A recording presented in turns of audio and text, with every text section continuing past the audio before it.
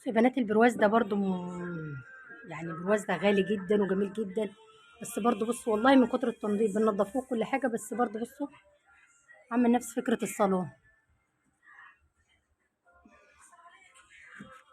اسمها من مساحتي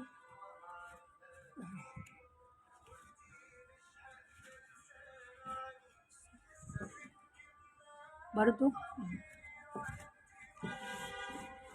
هو خساره فعلا، والواحد بيبقى مسحه وكأنه مش ممسوح، بيتعقد بصراحه بحق ربنا.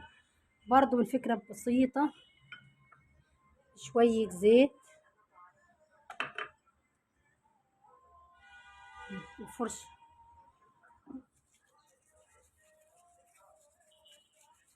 هيختلف خالص خالص خالص خالص، والزيت مش هيأذيه في حاجه.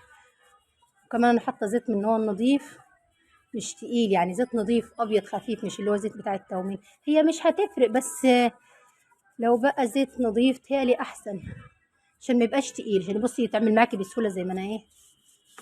بصوا الجمال، بنقطه زيت والله، يعني شويه الزيت اللي انا حطيتهم كفوا الصالون. وانا موريكم ما كنتش حاطه كتير. الفرشه دي ميزتها، بس اهم حاجه تمسحوه قبل ما تعملوا موضوع الزيت ده، زي ما انا عملت الاول، يعني يتمسح.